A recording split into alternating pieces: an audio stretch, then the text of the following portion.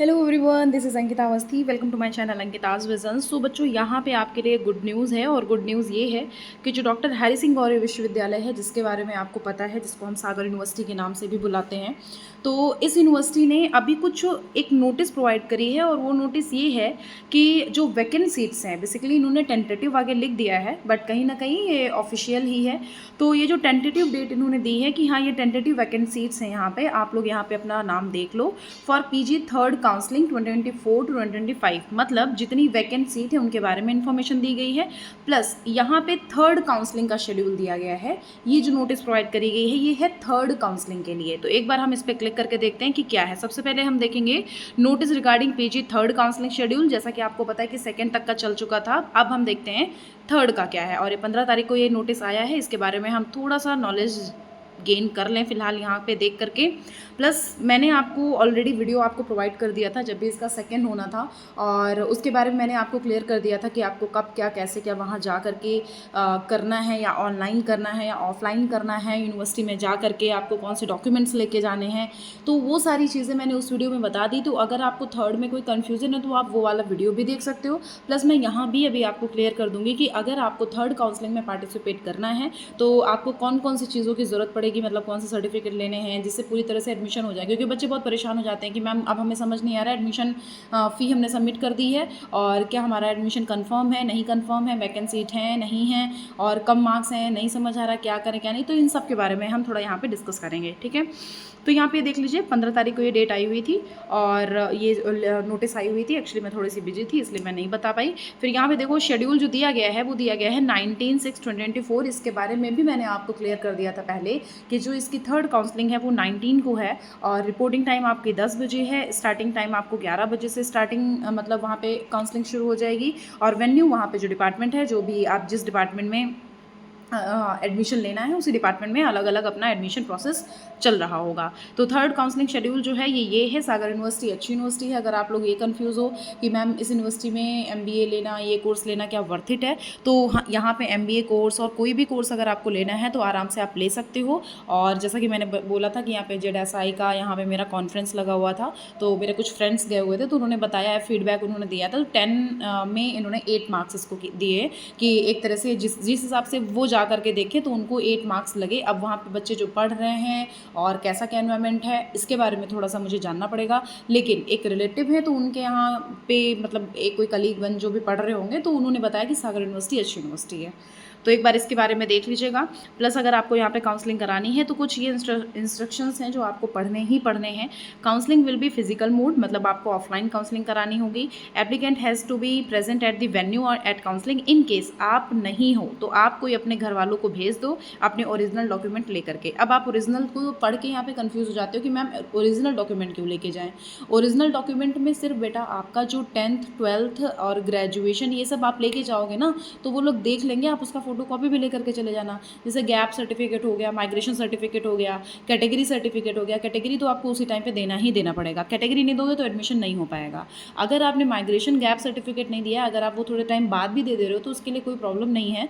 आप उनसे बोल सकते हो कि मैं इस टाइम लिमिट तक का दे दूंगा, तो वो लोग कंसीडर कर लेते हैं, कोई भी प्रॉब्लम नहीं है। हरि सिंह में बहुत सारे बच्चों ने जब काउंसलिंग कराई थी उन्होंने ये बताया था कि 10 12 ग्रेजुएशन और कैटेगरी और ये सीयूईटी का स्कोर कार्ड और यहाँ पे जो रजिस्ट्रेशन फॉर्म फिल किया था वो बस इतना ही चीज़ उनका लगा था और उनका एडमिशन वहाँ पे हो चुका था। तो आप यहाँ पे देख लो, यहाँ इतनी ही चीज़ ले जानी है। और अगर इनकेस कोई सर्टिफिकेट अवेलेबल नहीं है, गैप सर्टिफिकेट, माइग्रेशन, इनकम, कोई दिक्कत बात नहीं है, आप बाद में दे सकते हैं। इनकम सर्टिफिकेट स्कॉलरशिप के लिए ज़रूरत पड़ती है तो आप बनवा लो। अगर आपके मतलब गवर्नमेंट जॉब में नहीं है आपके घर में, मतलब गवर्नमेंट जॉब अगर इतना हाईएस्ट नहीं है कुछ, तो आप आराम से आप ले सकते हो यहाँ पे, ठीक है।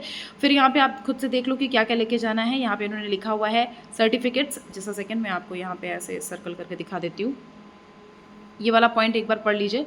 इसमें लिखा हुआ है कि eligibility like all marksheets and certificate category, income, address proof, मतलब कोई आधार कार्ड भी लेकर के चले जाइएगा, एज प्रूफ, डोमिसाइल और यूजी मार्कशीट कंप्लीट और अप टू अवेलेबल। तो मैं आपको बता दे रही हूँ कि कोई दिक्कत की बात नहीं है। अगर आपकी अवेलेबल है यूजी की तो ठीक है, नहीं अवेलेबल है तो आप उनसे बोल दीजिएगा कि इतनी अवेलेबल है, जितनी अवेलेबल है उतनी दे जाइएगा, और बोल दीजिएगा अभी वेटिंग में है, अवेटेड है, अभी कोई भी यहाँ पे नोटिस नहीं आई है, तो जब भी सर होगा तो हम आपको दे देंगे फॉर्म, ये इसको जो सर्टिफिकेट होंगे वो हम प्रोवाइड कर देंगे, ठीक है। और एज प्रूफ जो लिखा हुआ है, मतलब नॉर्मली आप डोमिसाइल का मतलब आप कोई नॉर्मल वो लेकर के चले जाना।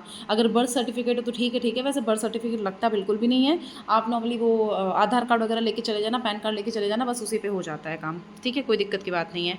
फिर यहाँ पे लिखा हुआ है नेक्स्ट पॉइंट कि category certificate should be latest. Category certificate जो है वो थोड़ा लेटेस्ट होना चाहिए, मतलब 1 अप्रैल का बाद का होना चाहिए, चाहे वो EWS हो, चाहे वो कोई भी कैटेगरी सर्टिफिकेट हो, वो 1 अप्रैल का बाद का होना चाहिए। ज़्यादातर यूनिवर्सिटीज़ यही काम कर रही हैं कि वो 1 अप्रैल का बाद का कंसीडर कर रही हैं।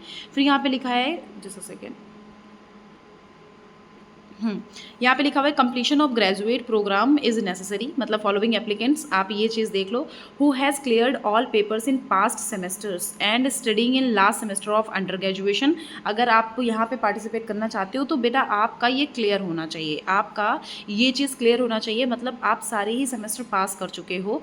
Who have appeared in exam of last semester of under graduation and result awaited, तो कोई बात नहीं है, आप आराम से यहाँ पे कंसीडर करिए जा सकते हो। अगर आपका बैक वगैरह लगा है तो उसके बारे में आपको यहाँ पे बात करनी पड़ेगी, और अगर आप उसी जैसे अगर आपका नियर अबाउट में एग्ज़ाम लगा हुआ है तो उसकी कोई प्रॉब्लम नहीं, एग्ज़ाम दे सकते हो, और उसके बाद इनसे बस एक बार बात कर लोगे ना तो क्लियर हो जाएगा।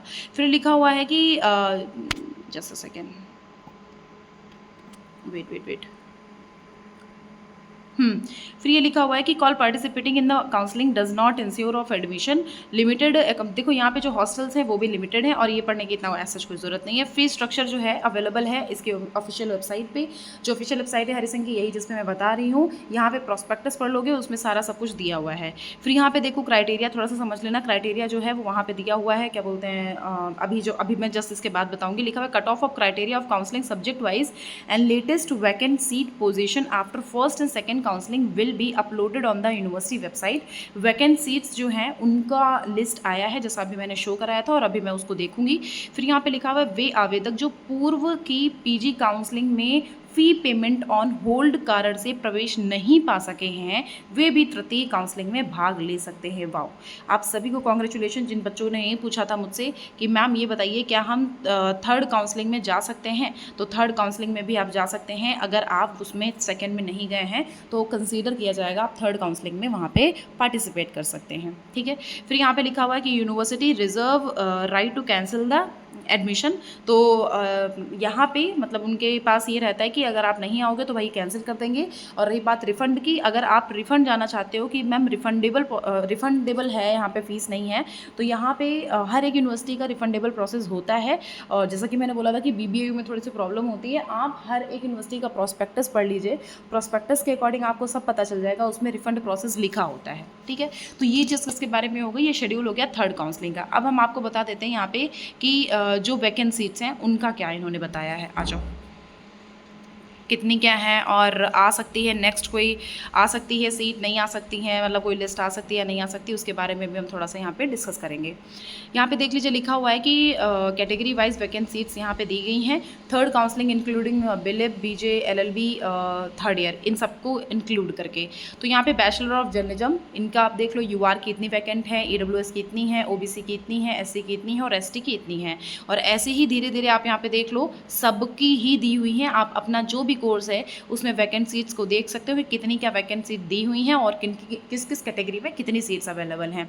जिनमें नहीं है उसमें 0 लिखा हुआ है। और अगर आप सोच रहे हो कि मैम इसमें 0 लिखा हुआ है तो क्या यहाँ पे हो सकता है, तो आप अपने डिपार्टमेंट में एक बार कॉल करके बात ज़रूर से कर लेना, क्योंकि यहाँ पे आप देख लेना एमएड में सीट्स बहुत सारी अवेलेबल हैं, OBC की एमएड में सीट्स बहुत सारी अवेलेबल हैं। तो अगर आप चाहते हो तो यहाँ पे एडमिशन ले सकते हो। और MBA फाइनेंस मैनेजमेंट में भी यहाँ UR की सीट्स अवेलेबल है।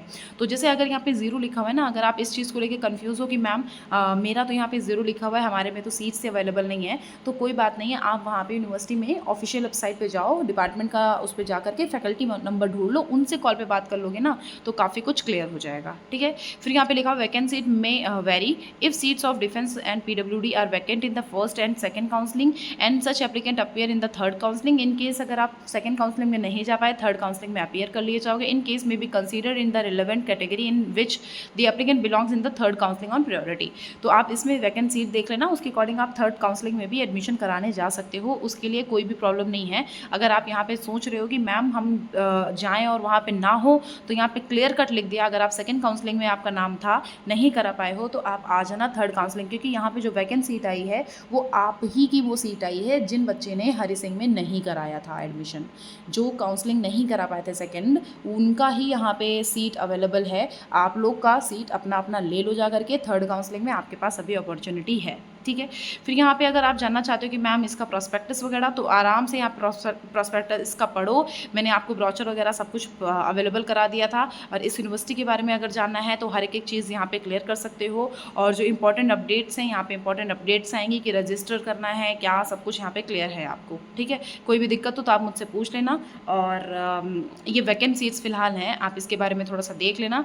और एक बार हम कट ऑफ वाला ये लिस्ट देखते हैं, इसमें क्या है। ये मुझे लगता है जो आया हुआ था उसी के बारे में है, ये कट ऑफ वाला PG काउंसलिंग। हाँ, ये 5 जून को आया था, वही वाला है जो हमारा सेकंड काउंसलिंग शुरू होने वाला था ना, फर्स्ट सेकंड वाला, तो ये उन्हीं बच्चों का है। ओके, चलो बच्चों, थैंक यू सो मच। और कोई कन्फ्यूज़न हो, कोई भी डाउट हो तो आप मुझसे पूछ सकते हो, टेलीग्राम पे, यहाँ पे, किसी भी जगह पे आप पूछ सकते हो, कोई भी दिक्कत नहीं है। Thank you, bye, take care.